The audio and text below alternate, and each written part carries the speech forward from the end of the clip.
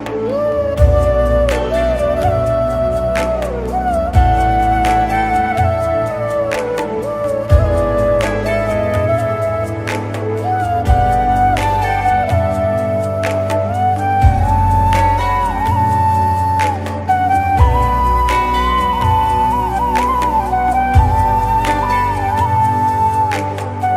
लग गुरु मिले न सांचा, तब लग गुरु करो 10 पांचा। क्या गुरु बदल सकते हैं? क्या गुरु बदलने से पाप लगता है? आध्यात्म के इस मैदान में आखिर सही गुरु कौन है? गीता जी में वर्णित तत्वदर्शी संत कौन है? इन सभी प्रश्नों के उत्तर जानने के लिए अवश्य सुनिए जगत गुरु तत्वदर्शी संत रामपाल जी महाराज के मंगल प्रवचन। परमात्मा कहते हैं जानबूझ साची तजर करे झूठ तने, ताकि संगत है प्रभु सोपन में बिना दे। इसे नीच की वो गुरु बना बैठे, ऐसे प्रत्यक्ष प्रमाण दिखा दिए, ऐसा भगवान है, ये उसका विधान है, इस भक्ति से भगवान प्राप्ति होगी। ये वेदों में प्रमाण, ये गीता जी में प्रमाण, ये उन महापुरुषों की वाणी में प्रमाण जिन्होंने भगवान पाया है, ये मंत्र है। और इस मंत्र का अधिकारी इस पृथ्वी पर इस दास के अतिरिक्त कोई नहीं है। इसको अभिमान समझो चाहे तत्व ज्ञान समझो, ये आपकी अपनी सोच है।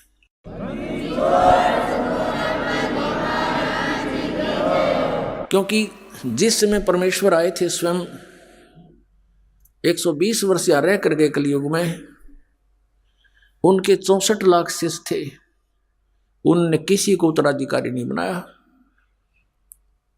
कि अन्य को भी कह दो तू नाम दे दिया करे। इस नाम का देना कोई बालकों का खेल नहीं। एक अनमोल जीवन, मनुष्य जीवन के साथ खिलवाड़ करना, इनके जीवन को नष्ट करना मात्र है और अपने सिर पर भार धरना। तो परमात्मा स्वयं इनाम देते थे। उनको मालूम था कि नाम देने का अधिकारी यहाँ कोई नहीं हो सकता, वो इतने वजन को सहन नहीं कर सकते, इस सफर में वो सफल नहीं हो सकते। तो उस समय परमात्मा ने स्वयं ही 64 लाख शिष्यों को स्वयं ही उपदेश दिया था। और आज इस दास को, अपने वफादार कुत्ते को आपके लिए भौंकने के लिए, धनियों को जगाने के लिए अब फिर भेज दिया। ये दास लगातार सन 1994 से भौंक रहा है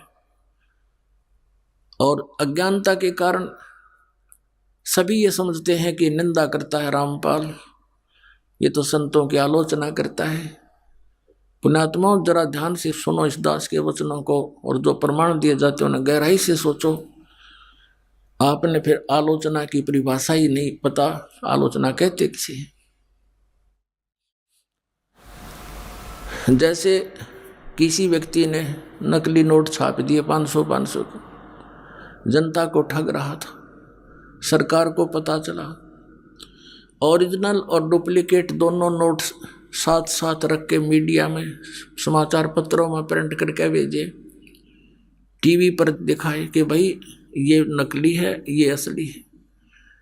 अब कोई कहे कि सरकार तो किसी के नोटों की आलोचना कर रही है, तो कौन कह सकता, या तो उस ग्रुप का होगा, या कति महामूर्ख व्यक्ति, और या फिर अभिमानी व्यक्ति, या नशा कर रखा होगा किसी ने। सरकार आलोचना नहीं, एक महापरोपकार कर रही थी। ना जाने कितने बोले आत्मा ठगे जाते, मुश्किल से 2 रुपये दिहाड़ी करके सामने घर आता है और उसमें 500 रुपये का नकली, तो मर गया बेचारा, टक्कर मार कर होता परिवार। तो पुण्यात्माओं, ऐसे ये दास आपके साथ कर रहा है। इन सब नकली संतों के इतिहास दिखा दिए, नकली महर्षियों के इनके विद्वान दिखा दिए, इनके द्वारा लिखी पुस्तकें आपके रूबरू कर दी। किसी विद्वान थे, इनको कख भी पता नहीं, और करोड़ों व्यक्तियों को बर्बाद किए बैठे हैं। अब इनको अब भी लज्जा नहीं आती, क्योंकि इनको पता है कि हमने इतना ज्ञान फैला दिया है कि हमारे जीवन में तो शायद ये नहीं समझ सकेंगे रामपाल की भाषा को। लेकिन पुण्यात्माओं, परमात्मा के बच्चे हैं सभी, वो संत भी भगवान के बच्चे हैं, वो भी उनके लिए बुरे नहीं हैं। लेकिन परमात्मा तो उस जड़ को पकड़ता है कि ये सभी काल ने भ्रमित कर दिए, और अब भी इस दास के भौंकने से ये जाग गए। क्योंकि आप धनी आत्मा हो जो भगवान के लिए तड़प रहे हो, जा रहे हो, घूम रहे हो, और आपको जगाने के लिए दास भेज दिया अपना कुत्ता, और अब भी आप नहीं जागोगे तो फिर आपने घनी भांग पी रखी है काल की, फिर सुबह उठोगे तो आपका बहुत नुकसान हुआ मिलेगा। उठोगे कब? जब आपकी मृत्यु हो जाएगी। फिर आपके चारों तरफ यम के दूत खड़े होंगे और आप देख रहे होगे मेरा बेटा कहाँ, मेरी बेटी कहाँ, मेरा कार कहाँ, मेरी कोठी कहाँ। कहते हैं स्वप्ना सा जा टूट उठ के मूंड पकड़ रोए, तेरा ये स्वप्न सा टूटेगा। जैसे सपने में एक भगत कह रहा था, बोला जी मैं वैसे तो रिक्शा चलाता हूँ और कार की इच्छा रखता था, मेरे पास भी कार हो। एक दिन सर्दियों के दिन थे, गहरी नींद आ गई और मैंने सपने में जैसे मैं कार ले खरीद ली और बैठ के कार में और स्पीड तो चला रहा हूँ। आगे मैंने ब्रेक लाना चाहा, ब्रेक लगे नहीं तो गाड़ी टकरा गई, एकदम आँख खुली तो पैर देखा, रजाई पार कर गया, टूटी शोड़ थी रजाई, उसका माँ का पार कर गया पैर मेरा, वो ब्रेक लग गया था, वह रजाई भी पाट गई। तो सुबह उठा तो देखा ना वो कार थी और वह रजाई और पाट ली लात मार मार के। तो कहने का भाव ये पुण्यात्माओं कि उस जब तुम्हारा यह शरीर छूटेगा तब तुम जागोगे, फिर तो उस रजाई में पाँव फंसा पाओगा आपका। चारों तरफ यम के दूत खड़े होंगे और फिर देखोगे कहाँ मेरी बेटी, कहाँ मेरा बेटा, कहाँ कार मेरी कोठी। और फिर देखो कितनी दुर्गति करता है आपकी। पहले तो तपस्या पर डाले जाओगे, एक स्थान ऐसा आता है वहाँ से अचानक यमदूतों के हाथों से भी वो जीव निकल जाता है। तपस्या पर डाला जाता है, वहाँ भून कर बुरा हाल करता है इसका, उसे गंध निकालता है सूक्ष्म शरीर से, फिर वापस भेज देता है। तब तक वो यम के दूत वही इंतजार करते हैं और वो सोचते हैं कि भगवान के पास गया है, वहाँ से वापस आएगा, और फिर वो पकड़ कर ले जाते हैं धर्मराज के पास। धर्मराज जैसा भी उसका विधान अनुसार बना देता है कि जा तू प्रेत बन। अब वो प्रेत बनाकर भेज दिया जाता है। पहले ये 13वीं क्यों मनाया करते थे और 17वीं क्यों मनाते थे कि 13 दिन तक इस जीव का ये नहीं पता यूं कहाँ रहता है, उनको पता ही नहीं था। अब 13वें दिन आवे सारे कोल्लू में गए, पीठ पड़ के तपस्या पर बन के धर्मराज के दरबार में लाइन लग जाती है, इसका नंबर आता तब इसको आगे योनि प्राप्त होती है। तो 13वें दिन फिर यो नीचे पटक दिया जाता है। फिर ये आता अपने घर, जहाँ आशा ताबासा हुई कहते कि गधा बनेगा, किसी का पशु बन जाएगा उसी परिवार में, या कुत्ता बनकर उसी गली में सैर सपट्टे कर रहा होगा, या प्रेत बनकर फिर वहीं आता है घर पे। और ये घर पे आकर के क्या कहता, बेटा देख मैं आ गया हूँ, बेटी मैं आ गया हूँ। वो सूक्ष्म शरीर है, उसको बोलने के लिए स्पीकर चाहिए एक स्थूल शरीर का, वो उसका खत्म हो गया। और वह धक्के खा रहा है, वहीं भटक रहा है, कोई उसकी सुन नहीं रहा। वो सोचता है देख कैसा परिवार है, मेरी एक बात नहीं मान रहा है। फिर काफी दिन के बाद उसको दूसरे भूत मिल रहे हैं, भगत तो भूत बन गया ही, अब को नहीं अपना ब्योते हैं। तो ये ऐसे भी दुखी करता है, हर तरह से परेशान किया जाता है। तो जो प्रसंग चल रहा है उसी पर आते। अब कहने का भाव यह है पुण्यात्माओं कि इस परमात्मा की सतभक्ति करने से आपने ना भूत बनना, ना 13वीं की जरूरत, ना 17वीं की आवश्यकता, ना फिर पिंड भरवाने। इन पिंड भरवाने के सारा लगे क्या फायदा मिलता है? नथिंग। परमात्मा कहते हैं भूत जुनी जहाँ छूट है पिंड दान करंत, गरीब दास जिंदा कहे नहीं मिले भगवंत। पिंड दान कर दिया, भूत की जुनी छूट गई, हर गदा बन गया, होगी मुक्ति तेरे की। अरे इस साधना से, इस भक्ति से सारा ही दंडट मिटे। जय सतगुरु की संगत करते सकल कर्म कट जाई, अमरपुरी पर आसन होते जहां धूप ना छाई। अब प्रसंग चल रहा है कि पीछे लग गया जाऊं था मैं लोक वेद के साथ, रस्ते में सतगुरु मिले दीपक दे दिया हाथ। अब जैसे परमात्मा की आत्माएं परमात्मा के लिए भटक रही है, ढूंढ रही हैं, खोज रही है, तो परमेश्वर कहते मैं रोवत हूं सृष्टि को, ये सृष्टि रोवे मोहे। गरीबदास इस योग को समझ न सकता कोई। आदरणीय गरीबदास साहब जी गांव छुड़ाने जिला झज्जर वाले, हरियाणा वाले, इनको परमात्मा मिले, आदरणीय नानक साहब जी को मिले थे, आदरणीय गीसा साहब जी को मिले थे, आदरणीय दादू साहब जी को मिले थे। जैसा भगवान मिलता है अपनी अच्छी आत्माओं को, उसका विधान है, वेदों में वर्णित है। उस अनुसार वो परमात्मा गरीबदास साहब जी को मिले थे, सचखंड सतलोक लेकर गए थे, फिर वापस छोड़ा था। परमात्मा से परिचित होकर के आदरणीय गरीबदास साहब जी ने परमेश्वर की महिमा फिर अपने शब्दों में उनसे सुने ज्ञान को कैसे वर्णित किया था। उन्होंने क्या बताया कि ये प्यारी आत्माएं परमात्मा के लिए भटक रही हैं। कोई कहीं, कोई किसी मंदिर मस्जिद गुरुद्वारे में या तीर्थों पर जाते हैं, वहां पर मेले भरते हैं, तो परमात्मा कहते हैं मेले ठेल जाइयो, मेले बड़ा मिलापे, पत्थर पानी पूजत्या कोई साधु संत मिल जाते। परमात्मा कहते इस परमात्मा की खोज न बंद ना करियो, इसमें हार मत मानना, लगे रहना, जाते रहना कहीं कहीं। जैसे तुम भटक रहे थे लेकिन लाभ तो कोई था नहीं। उसके लिए क्या बताते हैं कि धार्मिक मेले जहाँ होते हैं अवश्य जाते रहिए। और कहते हैं पत्थर पानी पूजते हैं, कोई साधु संत मिल जाए। उन पत्थर पानी में धक्के खांडते भटकते रहने से हो सकता है भगवान दया करें कोई साधु संत मिल जाए। अब पहले तो साधु संत मिलते भी थे,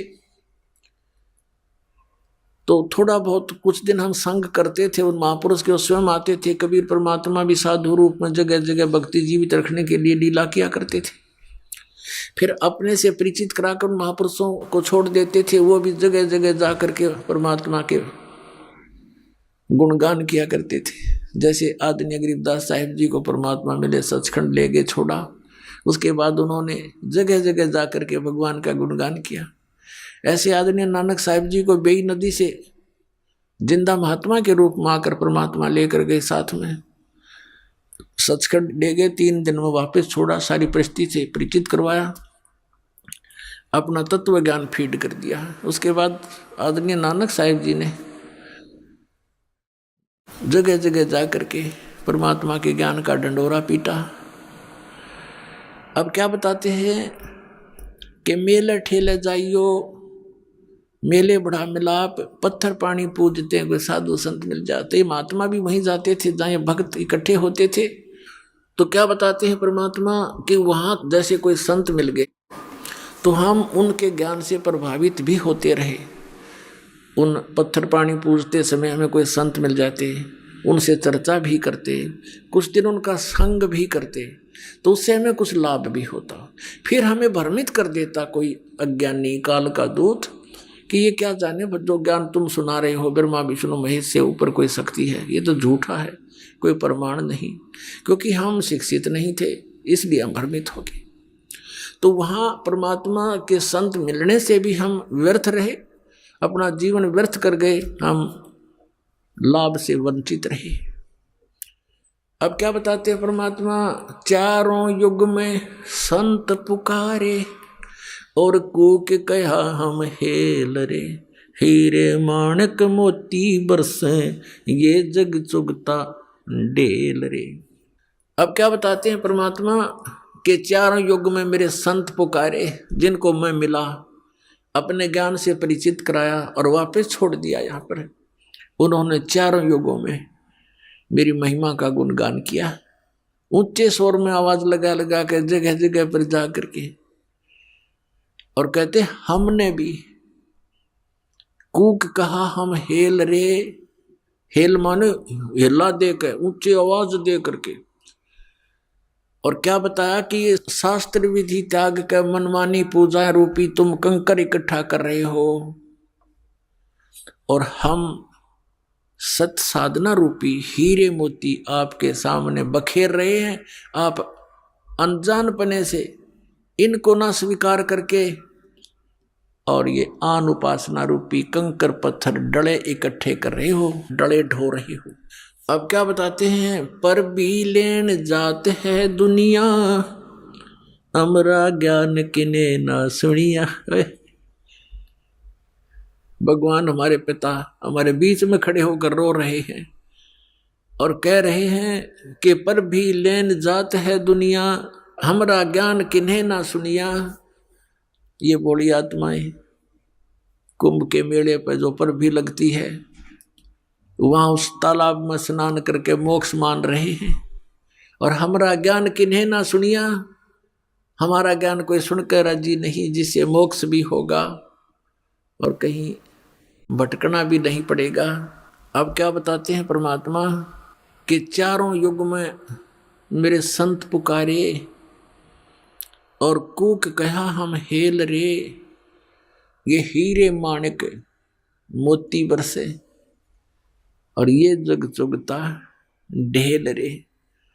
कहती अनजानपने में हमारे तत्व ज्ञान को स्वीकार ना करके इस आन उपासना रूपी शास्त्र विदिता का मनमाना आचरण करके ये डले ढो रहे हैं। श्रीमद् भगवद गीता अध्याय नंबर 16 के श्लोक नंबर 23 और 24 में स्पष्ट किया है कि शास्त्र विधि को त्याग कर मनमाना आचरण करते हैं जो व्यक्ति, उनको न तो सुख होता है, न उनकी कोई परम गति होती है, और न ही उनको कोई सिद्धि प्राप्त होती है, अर्थात यूजलेस है। तो भक्ति तीन वस्तुओं को प्राप्त करने के लिए करते हैं, सुख हो, परम गति हो, हमें कुछ सिद्धि प्राप्त हो। सिद्धि के साथ ही हम सतलोक जा सकते हैं, लेकिन हम सिद्धि का दुरुपयोग यहाँ करने लग गए। ये साधु संत जो पहले जो महात्मा प्रसिद्ध हो गए, वो परमात्मा की भक्ति करके अपने टायर में हवा भर लेते थे और फिर अपने टायर से दूसरों में हवा भरने लग जाते। आप भी खाली और उनका काम चलना ना, उसको थोड़ी बहुत हवा आते हैं। तो इस प्रकार वो सिद्धि दिखा दिखा कर उस सिद्धि को यही नाश कर जाते थे, अपनी भक्ति को। अब परमात्मा के इन मंत्रों में जो आपको दिए जाते हैं, इसमें कहते हैं 24 सिद्धि आ जाएंगे आपके अंदर, 24 सिद्धि। लेकिन इनका दुरुपयोग आपने कर लिया, आप यहाँ तो प्रभुता पा जाओगे, पर भगवान आपसे रुष्ट हो जाएगा, आप यहीं रह जाओगे। शब्द महल में सिद्ध 24, हंस बिछोड़े विश्व बीसा। हमारे इस शब्द में यानी मंत्र में जो हम साधना देते हैं, इसमें 24 सिद्धियां आ जाएंगी आपको, लेकिन ये आपको भगवान से दूर कर देंगी। प्रभुता की भूख आप में हो जाएगी। आपके वचन से किसी का थोड़ा बहुत काम ठीक हो जाएगा, कार्य सिद्ध हो जाएगा, आपकी पूजा शुरू हो जाएगी, और दोनों काल के जाल में अपनी ट्यूब से दूसरे में हवा भर के आप कितने सुखी कर सकते हो? नहीं कर सकते। तो इसी प्रकार उसको स्वयं ही विधि बताओ कि आप भी जाइए और वहाँ पंप लगा है, हवा भरवा लियो। मैं अपने टायर से भर के अपना भी काम बिगाड़ोगे और अगले का भी। आशीर्वाद देते हो, किसी के सिर पे हाथ रखते हो, 1 रुपये की कमाई करी, 12 अन्य खत्म कर दिए, तो खाक रहा है तेरे पास। तो उनको भी कहो भगवान से जुड़ो, ये मंत्र लो, जाप करो, और स्वयं भी अपनी हवा भरवाओ भगवान से। यानी आप भी भक्ति की शक्ति प्राप्त करो। उस शक्ति से, भक्ति की शक्ति से, सिद्धि से हम सतलोक जा सकते हैं, नहीं तो हम कैसे जा सकते हैं? तो उस सिद्धि को, यदि भक्ति को हम यहाँ नाश कर देंगे तो फिर सतलोक नहीं जा सकते। इसलिए इसको सटोर रखना है। और यहाँ खर्चने के लिए आपको अलग से विधि दी जाती है, जो प्रथम मंत्र है। और इन प्रथम मंत्रों में भी कुछ ऐसा मिश्रण किया है, परमात्मा ने दया बख्शी है। ये कंप्लीट कोर्स है मोक्ष प्राप्ति का। तो इसमें से भी आपका भक्ति अंश डिपॉजिट होगा, वो खर्च नहीं होता। जैसे पहले ये 5 नाम दिए जाते थे, जो अब आपको 7 दिए जाते हैं। तो इन 7 नामों के जाप से यदि उपदेश लेकर भी कोई व्यक्ति मृत्यु को प्राप्त हो जाता है, सतनाम उसको प्राप्त नहीं हो पाता है, तो भी उस व्यक्ति को तुरंत मनुष्य जीवन मिलेगा। गारंटीड बात है।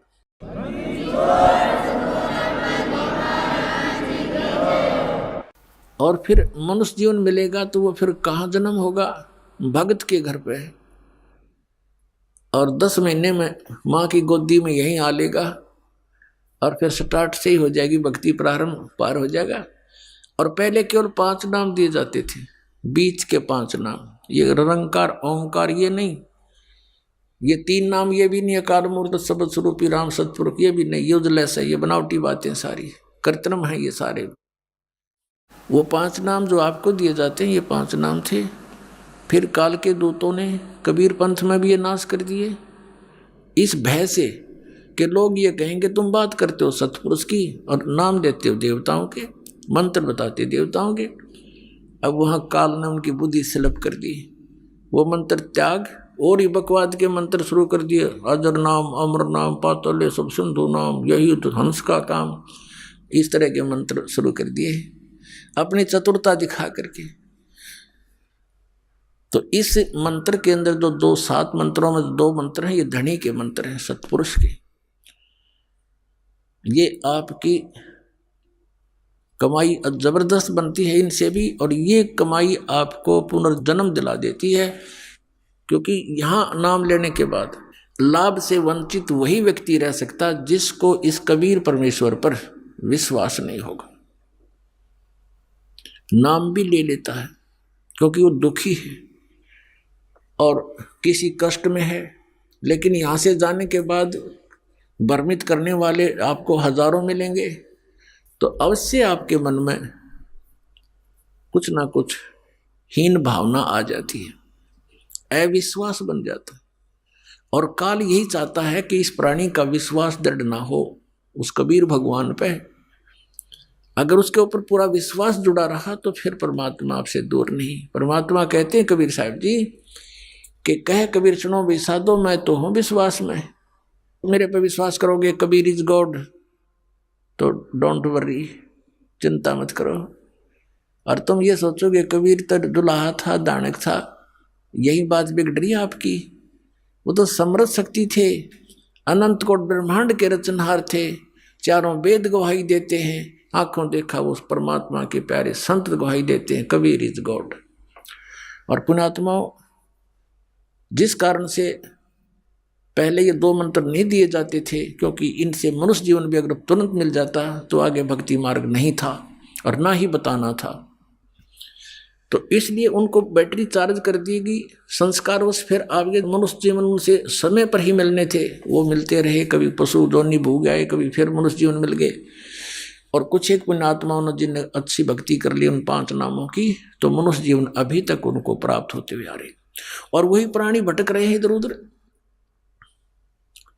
इन संतों के वही फंस गए जो पहले कबीर भगवान के साथ रहा करते थे, उनके द्वारा चार्ज थे। आज उनके पिछले पुण्य खूब हैं, अच्छी उनकी पोस्ट भी है, उनके घर धन भी है, संतान भी है, लेकिन भगवान की पैदल चाह भी है। उस इच्छा अनुसार वो फंस गए नकलियां के, और 20-20 साल हो गया। अब उनको पता चलता, रो रहे हैं हमने 30 साल बर्बाद कर दिए, हमने 20 वर्ष खो दिए, क्योंकि ज्ञान आधार से निर्णय होता है। अब उनका जो पूर्व जन्म की पुण्य थे वो नष्ट हुए, अब आपदाओं का दौर शुरू हो गया, वहाँ कोई समाधान हो नहीं रहा, फिर भटकने लगे इधर उधर, कोई मंदिर में, कोई कहीं पर, कोई किसी स्थान पर, कोई पत्थरों में, कोई कहीं पहाड़ों पर, कि फिर अन्य नकली संतों के पास गए, सब एक जैसे पाए। अंत में ये प्राणी नास्तिक हो जाता है, और काल यही चाहता है कि भगवान से दूर हट जा, बस फिर ये निश्चिंत हो जाता है। जैसे महात्मा बुद्ध को भेजा, उस पुण्यात्मा को स्वयं नहीं पता था कि तू क्या करने जा रहा है। उसके पूर्व जन्म की कमाई के अनुसार उसके अंदर बहुत सी वचन शक्ति थी, लोगों पर प्रभाव पड़ता था, लाखों की संख्या में उनके अनुयायी बन गए। उनके द्वारा बताई गई वे ऑफ वर्शिप से, पूजा की विधि से किसी को परमात्मा का आध्यात्मिक लाभ प्राप्त नहीं हुआ। तो आध्यात्मिक लाभ प्राप्त न होने से फिर वो नास्तिक हो गए, भगवान है ही नहीं कहीं।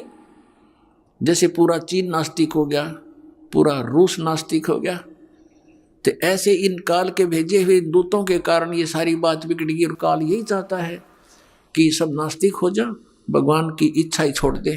अभी यही दशा राधा स्वामी और धन धन सदगुरु सच्चा सौदा सिरसार जगमालवाड़ी, दिल्ली के ठाकुर जी, ये जय गुरुदेव के दनौद वाला जो ताराचंद, ये सब एक कुएं के पानी है। ऐसे ही आसाराम और ये सुधांशु जी, ये सब नकली नाम देते हैं, काल के दूत हैं ये।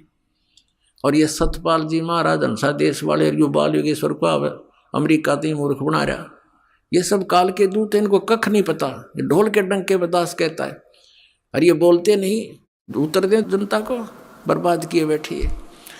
तो इनसे सब नास्तिक हो जाएंगे कुछ दिनों में। अगर ये अब ये सत्य भक्ति प्रारंभ नहीं होती तो ये सब नास्तिक हो जाते, और 20, 30, 50 वर्ष के अंदर। कहते भगवान कहीं नहीं है, गुटी लाओ, बकवाद करो, मांस खाओ, चोरी करो, डाके मारो, अपने अन्य तरीके से धनी बनने की कुचेष्टा करने लग जाते। और ये काल भगवान यही चाहता है कि ये किसी प्रकार उस मालिक से दूर हो जा। अब दयालु है परमात्मा, कैसी दया बख्शते हैं। पीछे लग गया जाऊं था मैं लोक वेद के साथ, रस्ते में सतगुरु मिले, दीपक दे दिया हाथ।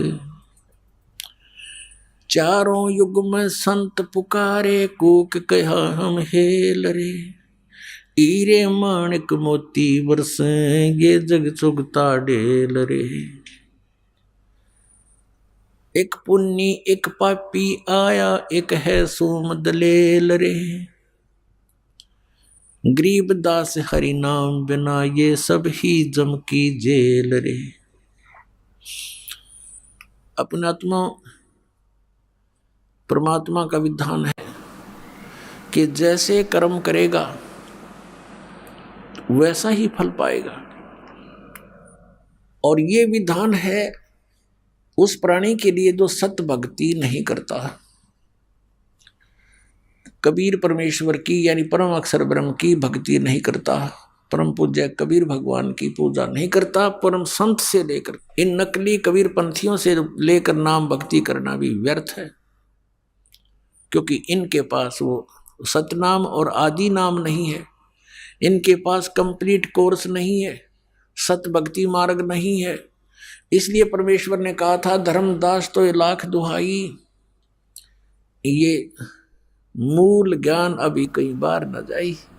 मूल ज्ञान बाहर जो पढ़ी, बिचली पीढ़ी हंसनी तरही, इस मूल ज्ञान को जो ये दास अब आपको बता रहा है, इस मूल ज्ञान को तब तक छुपाई जब लग ये द्वादश पंथ ना मिट जाए।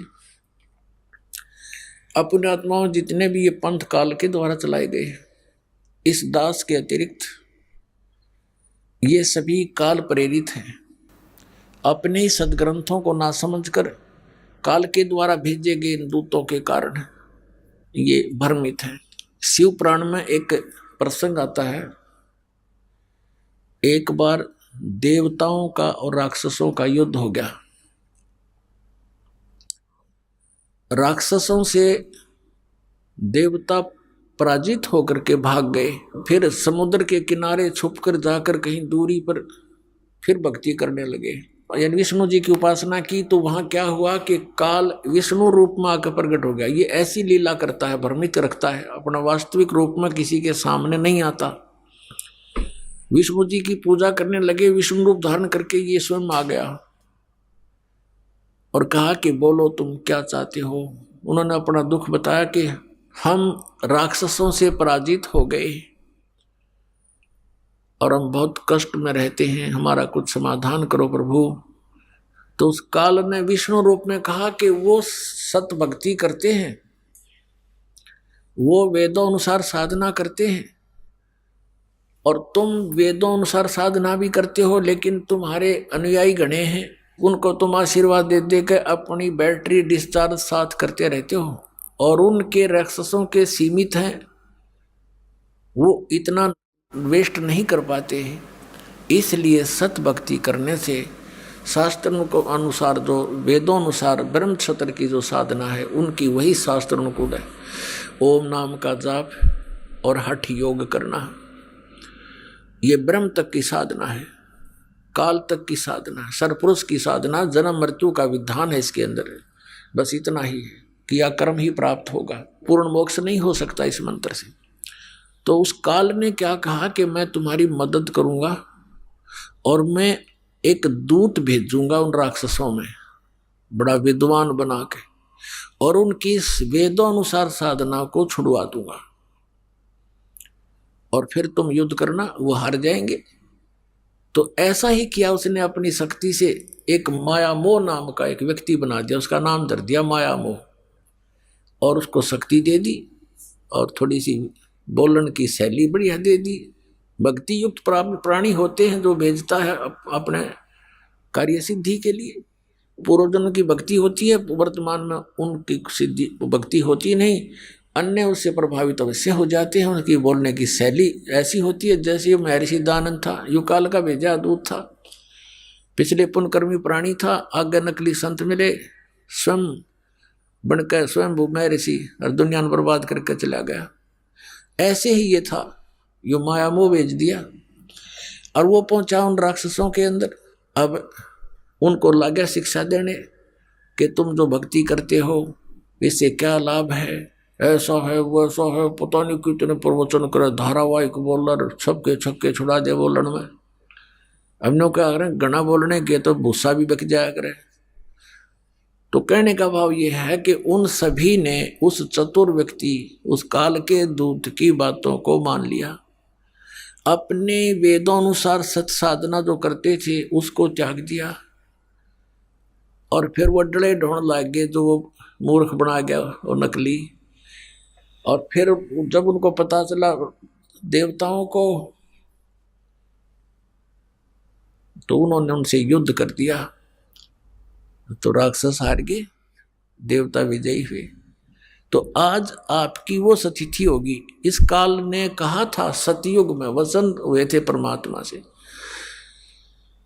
जो प्रथम बार मालिक आए थे सतयुग में, तो उसने कहा था भगवान 3 युगों में जीव ना ले जाना, चौथा युग कलयुग आओ जब आप कितने ही प्राणी ले जाइए, ये मुझ पर रहम कर दो। तो ऐसा परमात्मा ने तथास्तु कर दिया था, चल भाई ऐसा मैंने मान लिया। अब इसने यहाँ आकर कलयुग में किस प्रकार के धर्म बना दिए, कितने हमको बांट डाला और कितने नकली पंथ चला दिए। इस दास के आने से पहले सब ने कति डंडोरा पीट दिया, सबको घेर के बैठ गए। अब काल ने कहा था कि जब तुम अपना हंस भेजोगे, संत भेजोगे, अपना अंश भेजोगे, अपना कोई संदेश वाहक भेजोगे जोगजीत, उससे पहले मैं सभी प्राणियों को भक्तिहीन बना दूंगा, चरित्रहीन बना दूंगा और भिन्न भिन्न विभागों में बांट दूंगा।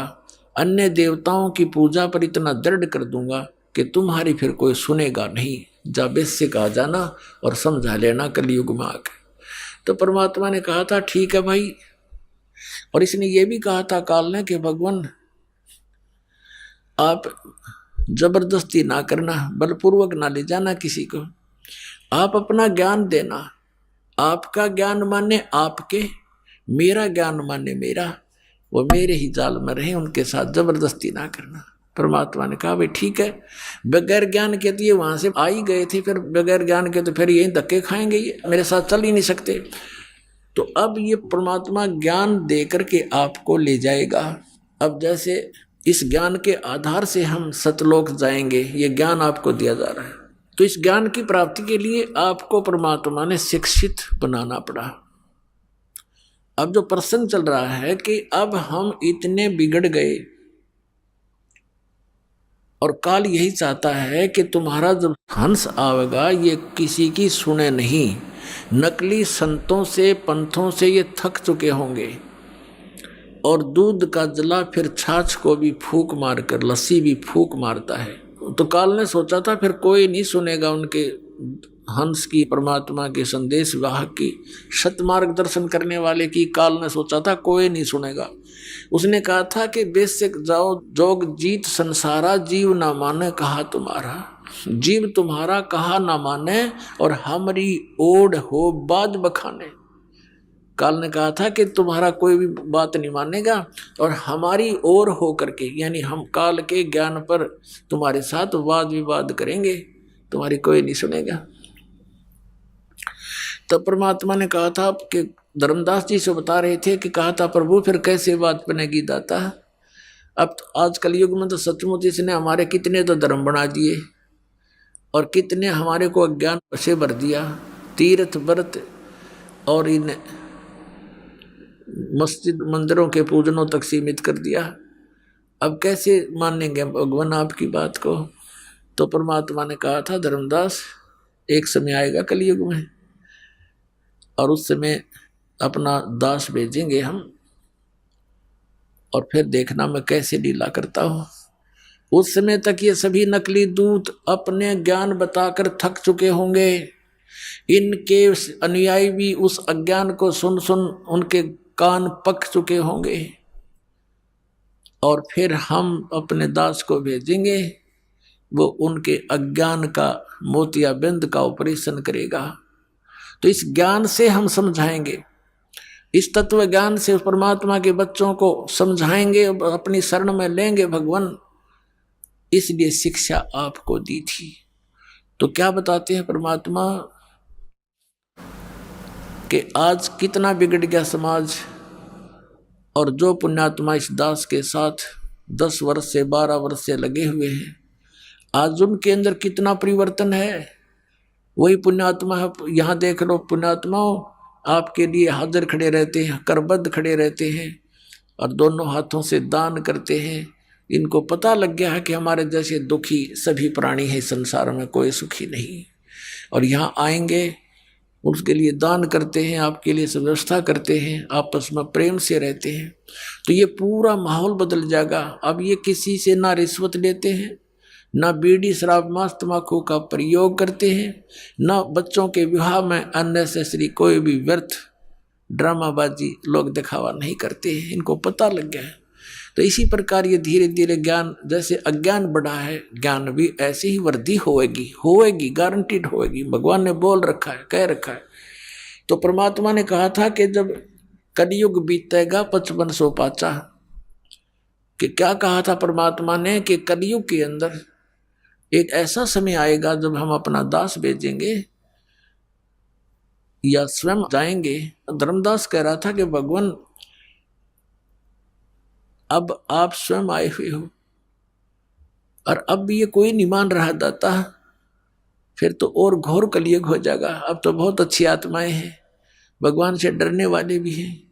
आप बता रहे उस समय तो बहुत नास्तिक होने के कगार पर होंगे, आप कैसे समझा पाओगे मालिक? तो परमात्मा ने कहा था वो विधि मेरे पास है, आने दे वो समय जब 5500 वर्ष कलयुग के बीत जाएंगे, तब पूरी पृथ्वी पर मेरी ही ज्ञान की चर्चा होगी, और मेरी शरण में सारे आओगे, और मैं ही भगवान होगा, और एक ही ज्ञान होगा।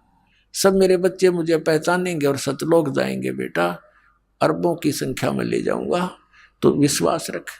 तो उस समय धर्मदास का विश्वास नहीं हो रहा था कि भगवान ये कैसे संभव हो सकेगा।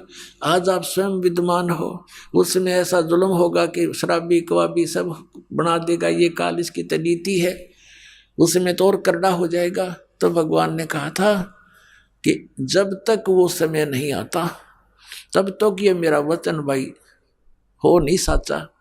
निराधार दिखाई देंगी मेरी बातें, लेकिन जब वो समय आएगा सबको ठीक कर दूंगा। धर्मदास विश्वास रख। ये शिक्षा इसीलिए दी गई है पुण्यात्माओं कि आप ये अपने परमात्मा को पहचान लो, और पहचान रहे हो, छोड़ छोड़ कर नकलियों को भाग रहे हो। कबीर साहब कहते हैं कि डूबे थे पर उबरे गुरु की लहर चमक, गुरु के ज्ञान चमक, और भेरा देखा जर्जरा उतर चले फड़क। जैसे पहले बेड़ा हुआ करता, बेड़ा क्या होता, नौका तो बाद में चली है, पहले ऐसा दिमाग था लोगों में, क्यों काल ने बुद्धि तो छोड़े ही रखी। दरिया पार करने के लिए एक बेड़ा बना करते, लंबा चौड़ा सूखे लकड़ों का या फूस फास सा रख कर ऊंचा सा, जो पानी तक ना पहुंचे, नीचे वैसे बांस बूंस से लगा कर, और उसको वो आधा पानी में डूबा रहता, आधा थोड़ा बहुत ऊपर सूखा। तो कहते हैं उस बेड़े में बैठे जा रहे थे दरिया पार होने के उद्देश्य थे, और साथ में आ गया नया बेड़ा बहुत सुरक्षित। तो उसको कहा किसी ने कि ये तो डूबेगा, तुम डूबोगे, ये सारा कंडम होया पड़ा तुम्हारा बेड़ा, ये पार नहीं कर सकेगा तुम्हें, इसमें आ जाओ, देखो ये बिल्कुल ठीक है। कहते हैं जब देखा, दोनों को तुलना किया कि सचमुच ही तो आधा कंडम होया पड़ा, डूबने वाला है और सामने वाला ठीक है, तो कहते उतर चले फड़क, तुरंत बेड़ा बदल लिया, एकदम छलांग मार के जैसे फड़क जो जंप लगा जाते हैं भयभीत सा होकर के। तो परमात्मा ने कहा था कि उस समय इस ज्ञान से और उस अज्ञान की तुलना करके मेरे बच्चे मेरे वाले ज्ञान को ऐसे ग्रहण करेंगे जैसे उत्तर चले फड़क न दौड़ के भागे होंगे, कोई ना मरे नकलियों के पास।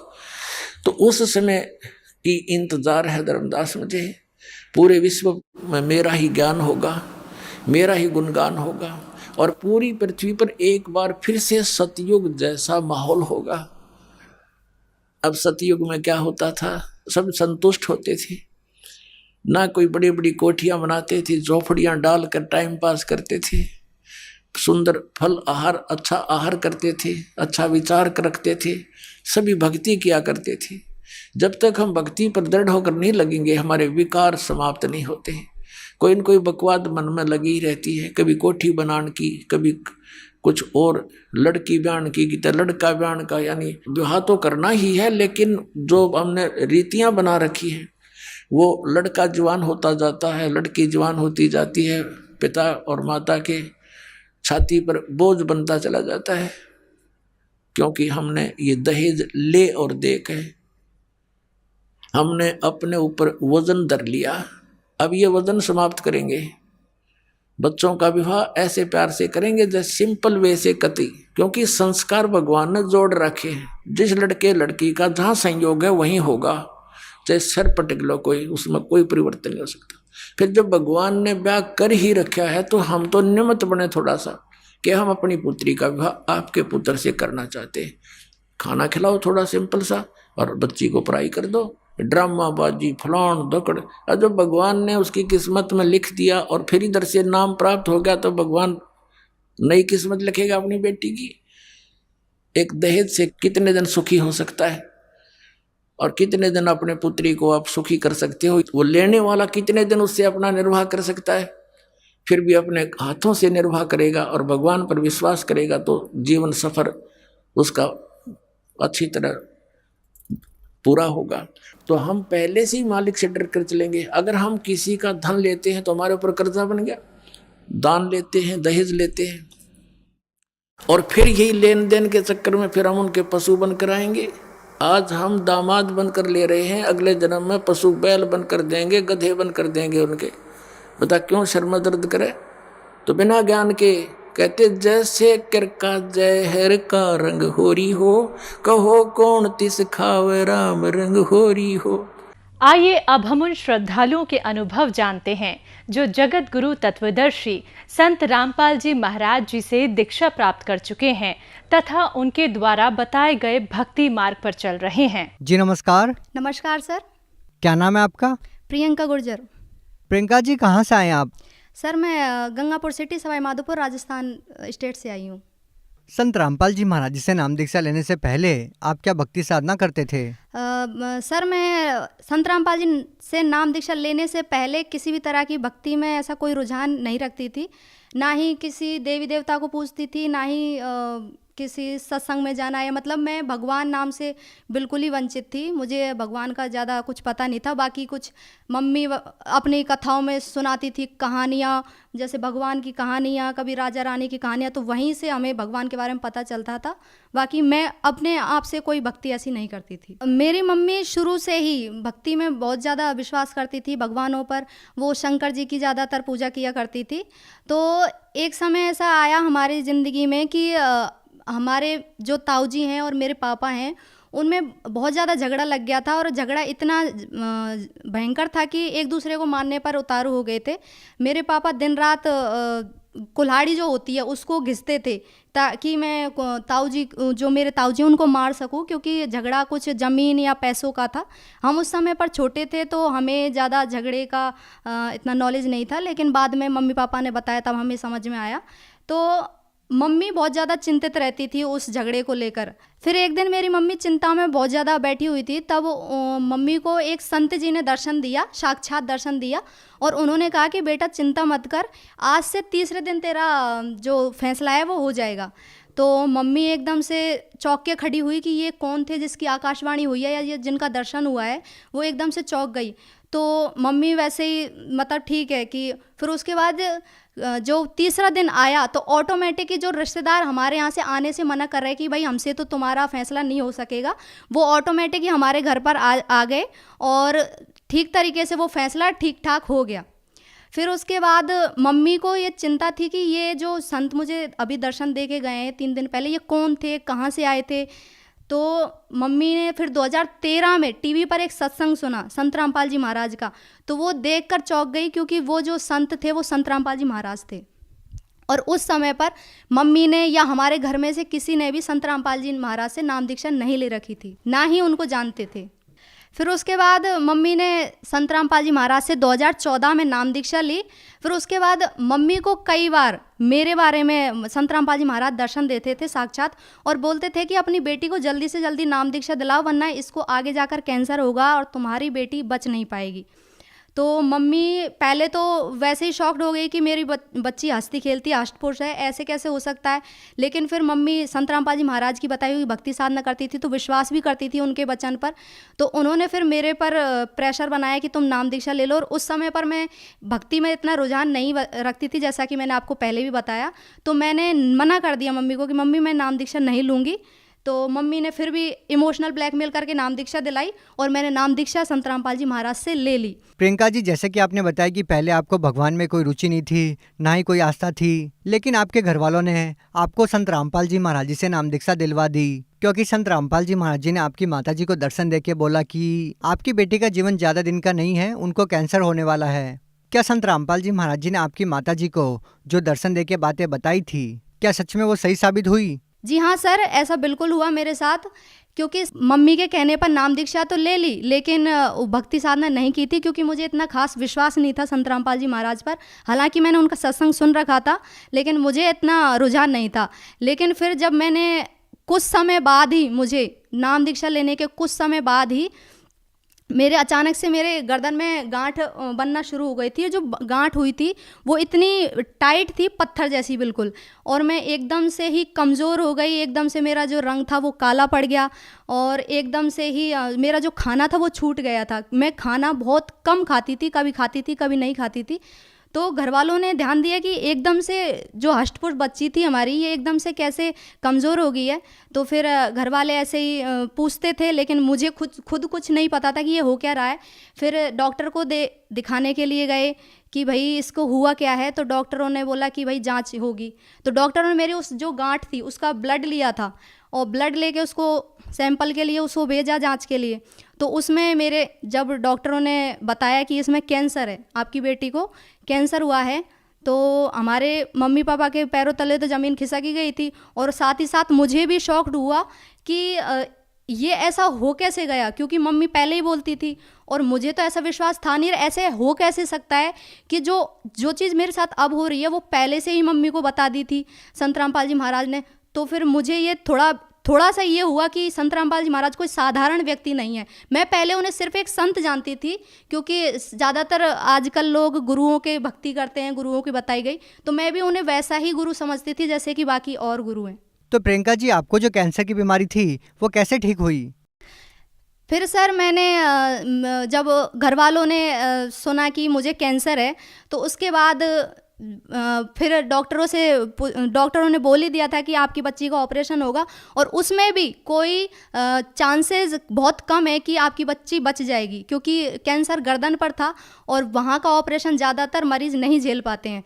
तो फिर उसके बाद में संत रामपाल जी महाराज ने मेरी मम्मी को साक्षात दर्शन दिए और ये बोला कि बेटा ऑपरेशन मत करवाना, इसका नाम शुद्ध करवा। तो फिर मेरी मम्मी ने मेरा नाम शुद्ध करवाया सेंटर पर जाकर। तो फिर उसके बाद जब मैंने संत रामपाल जी महाराज की बताई गई भक्ति साधना करना शुरू किया, और ये मन ही मन में सोचती रही कि ऐसा हो कैसे सकता है। हालांकि तब भी मुझे डाउट था थोड़ा कि ऐसा हो कैसे सकता है। फिर उसके बाद एक दिन मैं बहुत ज़्यादा सोच रही थी, और मेरी ज़्यादा उम्र नहीं थी, 17-18 साल की उम्र थी उस समय पे। तो मैं बहुत ज़्यादा सोचती रही और सोचते सोचते सो गई कि संत रामपाल जी महाराज, अगर आप भगवान हैं तो मुझे बताओ कि आप ऐसे कैसे बता सकते हो, और आप साधारण व्यक्ति तो नहीं हो सकते। तो फिर संत रामपाल जी महाराज ने मुझे उसी रात मेरे 3 जन्म बताए थे, जिसमें मैं बहुत अलग अलग समय के जन्म बताए थे, जिसमें मैं रानी राजाओं के समय पर भी पर भी थी। एक समय में मैं कबीर साहिब की भी भगत बनी हुई थी। तो उसमें मेरी जो एज बताई थी वो सिर्फ इतनी ही बताई थी कि 16-17 साल की उम्र में मैं मर जाती थी। मेरी जो उम्र होती थी वो 16-17-18 की उम्र में मैं मर जाती थी, और जो मेरी भक्ति थी वो अधूरी रह जाती थी किसी कारण वजह से। तो फिर मैं उस समय पर बहुत ज़्यादा रोई कि मालिक ये सब मुझे कैसे, ये सब कैसे हो, मुझे तो पता ही नहीं था मेरे साथ में ऐसा हो रहा है। फिर उसके बाद मैंने संत रामपाल जी महाराज में उसी सपने के अंदर माफ़ी मांगी कि परमात्मा मुझे माफ़ करो। और जो कबीर साहिब, संत रामपाल जी महाराज के बेस में कबीर साहिब आए थे, तो उन्होंने मुझे सारी चीज़ें बताई भी थी, एक जैसे एक वीडियो चलती है उस टाइप से मुझे बताई थी ये सारी चीज़ें। तो फिर मैं बहुत ज़्यादा रोई, तो मालिक से मैं चरणों में गिर गई सपनों के अंदर ही कि मालिक मुझे माफ़ करो, मैंने बहुत ज़्यादा गलती की है और मुझे तो पता भी नहीं था ये सब चीज़ें होती हैं। तुझे अब भक्ति करनी है, तेरा जन्म भक्ति के लिए हुआ है, ये नाचने कूदने के लिए नहीं हुआ है। तो ये बात मैं जब सपने में जागी तो मेरी आंखें आंसुओं से भीगी हुई थी और मुझे महसूस हो रहा था कि मैं सच में एक भगवान की शरण में हूँ। तो प्रियंका जी, जैसे कि आपने बताया कि आपको कैंसर की बीमारी थी और डॉक्टरों ने भी बोला कि आप ज़्यादा दिन तक जिंदा नहीं रह पाएंगे, तो उस गंभीर बीमारी में आपको कैसे राहत मिली? बिल्कुल सर, मेरे कैंसर में राहत मिली। कुछ ही दिन बाद मुझे लाभ मिलना शुरू हो गया। मैंने फिर से खाना खाना शुरू कर दिया, जो नॉर्मल खाना खाते हैं, वरना मैंने खाना खाना बिल्कुल ही छोड़ दिया था। मैं सिर्फ तरल पदार्थ लेती थी, जैसे दूध, छाछ वगैरह, वरना रोटी वगैरह मेरे गले से उतरती नहीं थी। और मेरे कैंसर के बारे में मम्मी को, मेरी को बहुत पहले से भी पता था। और मम्मी को जब मैं छोटी थी तो 3-4 ज्योतिषियों ने मेरे बारे में बता दिया था कि तुम्हारी जो पहली संतान है इसको आगे जाकर ऐसी बीमारी होगी कि ये 16-17 की उम्र में ये मर जाएगी, इसको भक्ति करवाना। क्योंकि वो भी एक, कहते हैं परमात्मा की, सभी इस धरती पर सभी जीव परमात्मा के हैं, तो वो भी, उनको भी कोई प्रेरणा हुई होगी और उन्होंने ये बोला कि इसको भक्ति करवाना, तभी ये ठीक हो सकती है। फिर जो ज्योतिषी हैं जो आज मुझे देखते हैं, आज मेरी उम्र 21-22 साल की आसपास हो चुकी है, जो मुझे देखते हैं कि उन्होंने जो उनकी भविष्यवाणियाँ थी वो जब किसी के बारे में करते थे तो वो खाली नहीं जाती थी, ज़्यादातर वो सफल हो जाती थी। लेकिन जब वो मुझे देखते हैं कि इसकी उम्र तो 16-17 साल ही थी, और आज वो शौक हो जाते हैं कि ये बच कैसे गई। और संत रामपाल जी महाराज ने मेरी जो बीमारी थी वो बिल्कुल ही ठीक कर दी। और आज संत रामपाल जी महाराज की दया से मेरा जो कैंसर है वो बिल्कुल ठीक हो गया है, और मुझे किसी भी दवा की ज़रूरत नहीं पड़ी, ना ही किसी ऑपरेशन की ज़रूरत पड़ी, और आज मैं बिल्कुल स्वस्थ हूँ। प्रियंका जी, जैसा कि आपने बताया कि संत रामपाल जी महाराज जी ने आपकी कैंसर की बीमारी ठीक कर दी, तो हम आपसे ये जानना चाहेंगे, क्या संत रामपाल जी महाराज जी ने आपकी कैंसर की बीमारी को ठीक करने के लिए कोई दवाई या जड़ी बूटी दी जिससे आपकी कैंसर की बीमारी ठीक हो गई? नहीं सर, ऐसा कुछ भी नहीं हुआ है। संत रामपाल जी महाराज सिर्फ नाम दीक्षा देते हैं और उनके बताए गए कुछ भक्ति मर्यादाएं बताते हैं, और जो मंत्र जो वो भक्ति के लिए देते हैं सिर्फ मैंने वही जाप किए थे। मैंने किसी भी तरह की कोई दवा नहीं ली थी, ना ही संत रामपाल जी महाराज ने मुझे किसी भी तरह की कोई टैबलेट या कोई दवा की शीशी वगैरह मुझे कुछ नहीं दी थी, बस भक्ति दी थी उन्होंने तो। और मैं स्वतः ही ठीक हो गई, और आराम से वो जो गांठ थी वो भी नॉर्मल हो गई। प्रियंका जी, जैसा कि आपने बताया कि पहले आप भगवान में विश्वास नहीं करते थे, भगवान में रुचि नहीं रखते थे, और संत रामपाल जी महाराज जी आपकी माता जी को दर्शन देकर सारा वृतांत बताते हैं। आज के जो लोग हैं वो इन चीज़ों में विश्वास नहीं करते कि कैसे एक संत किसी को साक्षात दर्शन देता है और फिर उसके बाद उनको इतने सारे लाभ देता है। तो क्या संत रामपाल जी महाराज जी से नाम दीक्षा लेने के बाद आपको और कोई भी लाभ मिला इस तरह का? जी हाँ सर, मुझे इसके अलावा कई लाभ मिले। भगत जी, एक लाभ ये भी मिला कि हमारे एक समय में बारिश की वजह से कम अनाज हुआ था, तो सिर्फ वो 6 महीने का अनाज था। तो मेरी मम्मी पापा बहुत ज़्यादा चिंता में रहते थे, हालांकि वो हमें बताते नहीं थे, जब वो काम हो जाता है उसके बाद ही बताते थे। तो जब 6 महीने का ही राशन हुआ था तो उसके बाद मम्मी चिंता में बैठी थी। 6 महीने बीत चुके थे कि 6 महीने बीत चुके हैं, अब 6 महीने का राशन कहाँ से आएगा, क्योंकि आर्थिक स्थिति भी इतनी अच्छी नहीं चल रही थी, और हम भैंस वगैरह रखते हैं तो उनके लिए भी चारा वगैरह सब चीज़ की व्यवस्था हमें रखनी पड़ती है। तो जब मम्मी को बैठे बैठे ऐसी चिंता में बैठी हुई थी तो मम्मी को परमात्मा की आकाशवाणी हुई, संत रामपाल जी महाराज की आकाशवाणी हुई कि बेटा चिंता मत कर, तेरे नाज के धांग लगे हुए हैं। तो मम्मी एकदम से फटाफट खड़ी हुई और जाके देखा जहाँ पे हम चारा रखते हैं भैंसों का।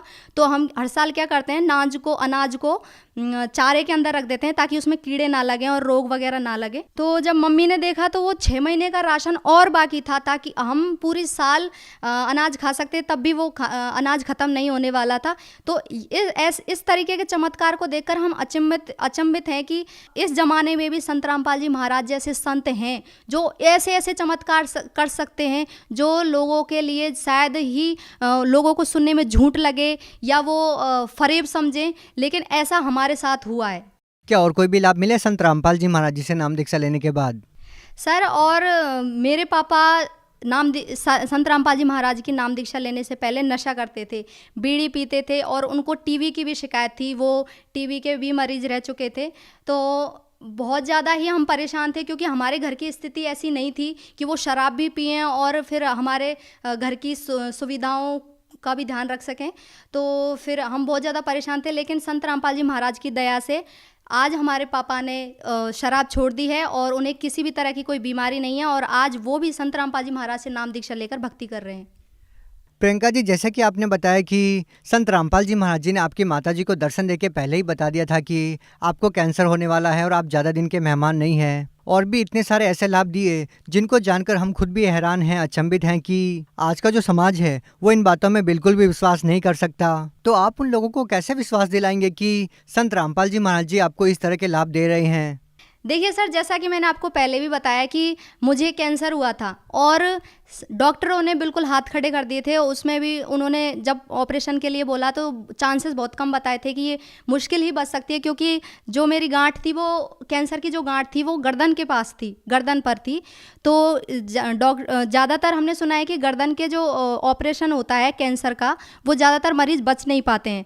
तो जब संत रामपाल जी महाराज ने बिना किसी दवाई के, बिना किसी मेडिसिन के मुझे ठीक कर दिया, तो ये हमारे लिए बहुत ही ज़्यादा चमत्कार वाली बात है। और मैं ये मानती हूँ कि जो डॉक्टर आज के समाज में हम डॉक्टर को एक भगवान का रूप मानते हैं कि डॉक्टर किसी भी बीमारी को ठीक कर सकते हैं, तो वहाँ पर डॉक्टरों ने जब मना कर दिया मेरे लिए, तो मेरे लिए बहुत शॉक्ड वाली बात थी कि संत रामपाल जी महाराज एक संत होते हुए भी एक कैंसर जैसी बीमारी को कैसे ठीक कर सकते हैं।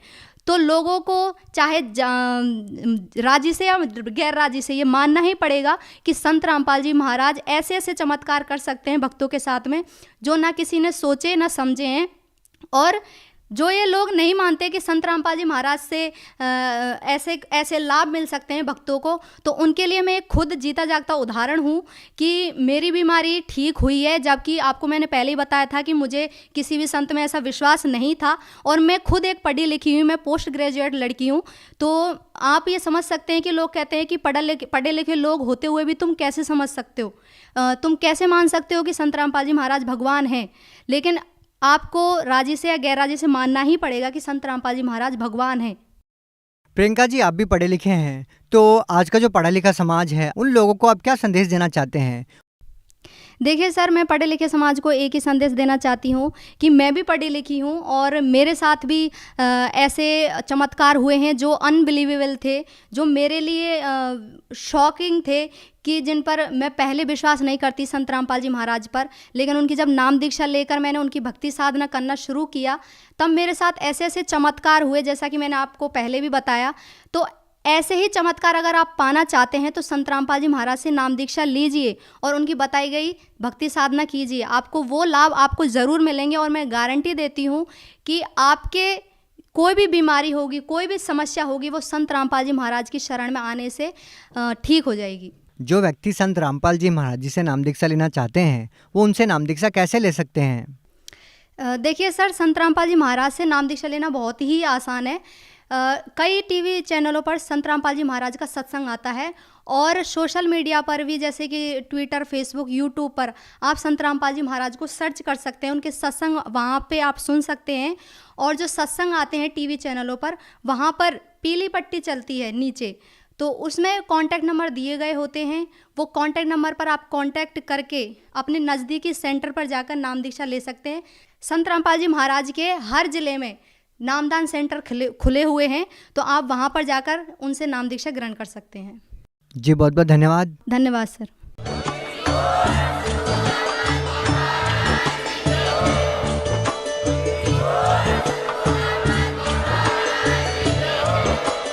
आप सुन रहे थे जगत गुरु तत्वदर्शी संत रामपाल जी महाराज जी के मंगल प्रवचन। अधिक जानकारी के लिए विजिट कीजिए हमारी वेबसाइट www.jagatgururampalji.org। संत रामपाल जी महाराज जी के शुभ आशीर्वाद से पूरे विश्व भर में 500 से भी ज्यादा नाम दीक्षा केंद्र हैं, जिन पर संत रामपाल जी महाराज जी द्वारा ऑनलाइन निशुल्क नाम दीक्षा दी जा रही है। अपने नजदीकी नाम दीक्षा केंद्र का पता करने के लिए संपर्क करें।